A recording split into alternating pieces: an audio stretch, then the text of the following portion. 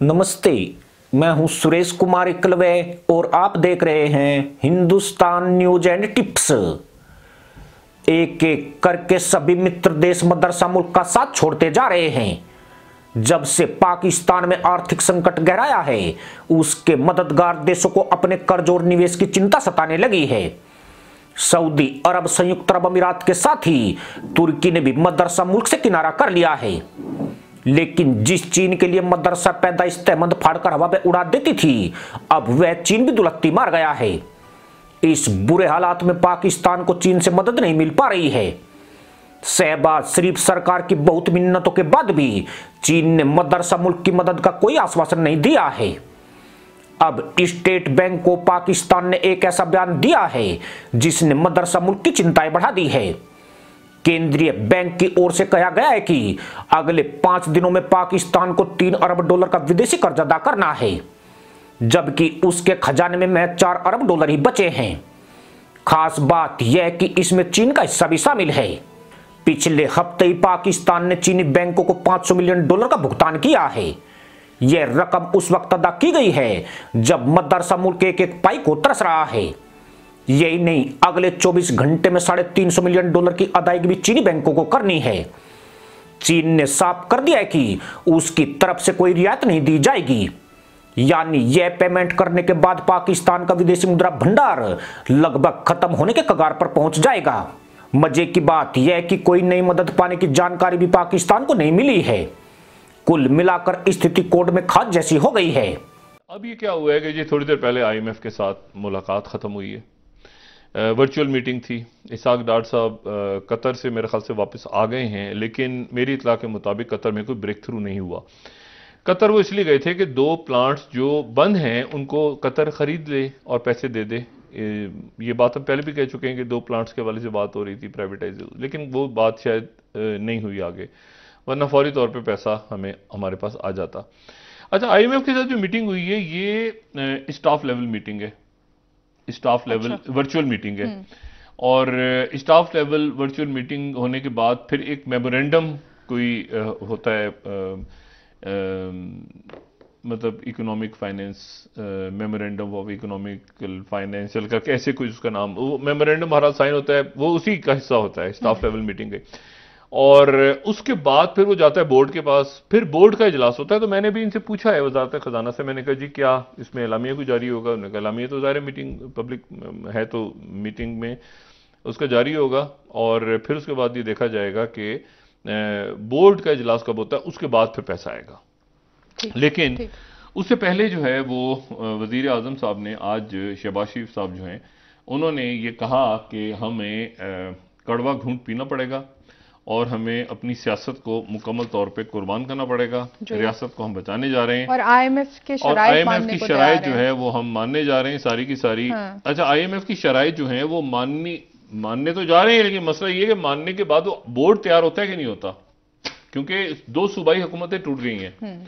2 सूबाई हुकूमतें अगर टूट गई हैं तो रेवेन्यू कैसे इकट्ठा होगा और मतलब आगे कमिटमेंट्स कैसे पूरी होंगी, ठीक है ना? क्योंकि ये तो एक सिलसिला है ना पूरा कि इस साल के आखिर तक ऐसा होना है, अगले साल, मतलब ये तो एक प्रोसेस है पूरा।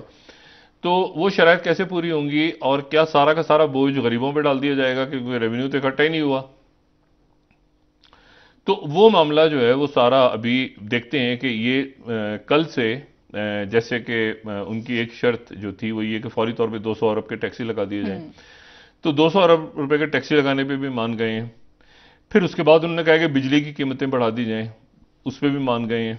फिर उन्होंने गैस की कीमतें बढ़ा दी जाएं, उस पर भी मान गए हैं। फिर उन्होंने कहा डॉलर जो है वो मार्केट उसको डिसाइड करेगी। अच्छा, अब वो मलिक बुस्तान साहब और शाम से हम खबरें सुन रहे हैं, कोई कह रहा है 270 हो जाएगा, कोई कह रहा है 265 हो जाएगा, कोई कह रहा है 250 हो जाएगा, कोई कह रहा है 300 हो जाएगा। मतलब जितने मुंह उतनी बातें। लेकिन यह है कि ये भी शर्त मान गए हम।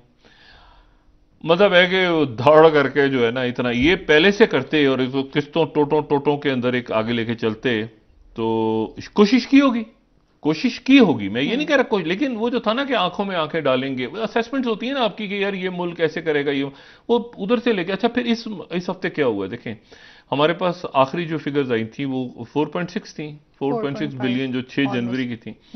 तो उसके बाद ही हुआ है कि चाइना के दो बैंकों से हमने रिक्वेस्ट की कि जी आप हमें हमने अपनी किस्तें वापस करनी है आपकी, तो आप किसी तरह से काइंडली उन किस्तों को आप ज़रा ऊपर नीचे कर दें, उनकी रीशेड्यूलिंग कर दें, और ताकि हम जो हैं वो इसको किसी तरह से डॉलर्स हमें चाहिए तो हम हम ज़रा इस बहरान से निकल सकें।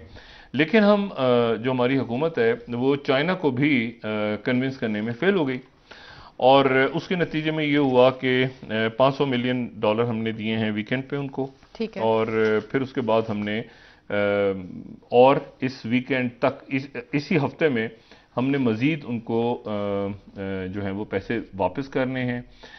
अब उसके नतीजे में ये है कि हमारे जो डॉलर्स हैं वो हमारा जो डॉलर खसारा है, मतलब हमने $328 मिलियन और देने हैं। तो ये हम जो है वो अब हम कोई देखें ऑफिशियल फिगर्स क्या आती हैं, लेकिन एक अंदाज़ा ये है कि हम कोई 3.5 से 3.7 बिलियन पे पहुंचे हुए हैं। ये हमारी करेंसी है इस वक्त।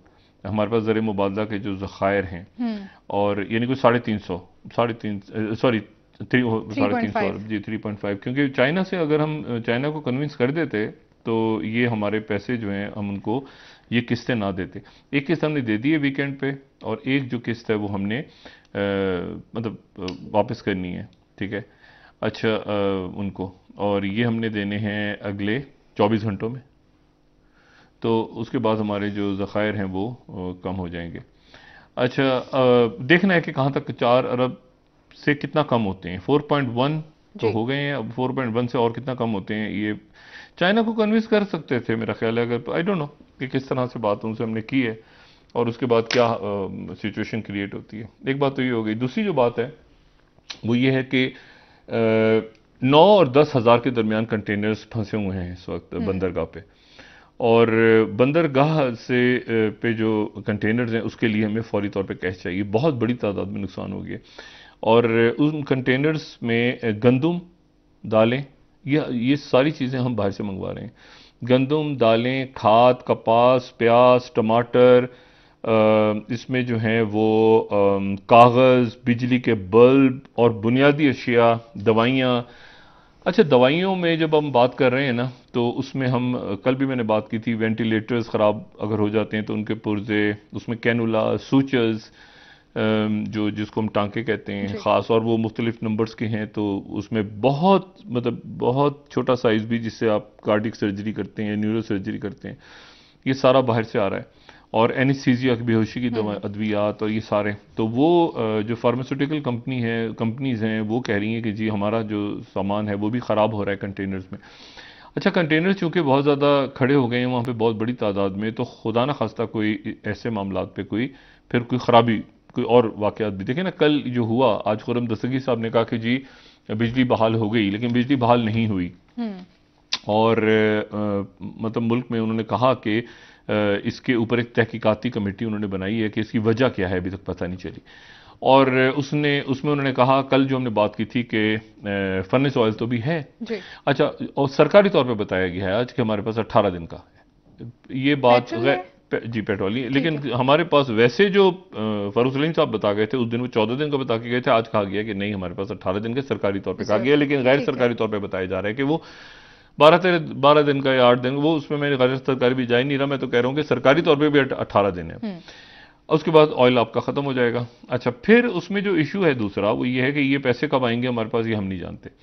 और ये कतर से वापस आना, फिर सऊदी अरेबिया से वापस आना, फिर यूएई से वापस आना, फिर चाइना की तरफ से रीशेड्यूलिंग आना, ये हुकूमत की ये एक अजीब व गरीब सी बात। बाकी आप क्लाइमेट पे तकरीरें की, आपने बहुत अच्छा प्रेजेंटेशन की, वहाँ पे आप इधर गए, समिट्स में जा रहे हैं, उज़्बेकिस्तान, ताजिकिस्तान घूमते फिर रहे हैं, बहुत अच्छा कर रहे हैं। लेकिन मसला ये कि उससे यहाँ जो ग्राउंड पे जो क्राइसिस है वो क्राइसिस अपनी जगह बढ़ता जा रहा है। और कल हम देखते हैं कि उसके बाद महंगाई का क्या तूफान आता है जब ये डॉलर जो है ये ऊपर मार्केट पे चला जाता है, क्योंकि ये हमने कंडीशन मान ली है। इसी के साथ अनुमति दोस्तों, जय जवान, जय किसान, जय हिंद, वंदे मातरम।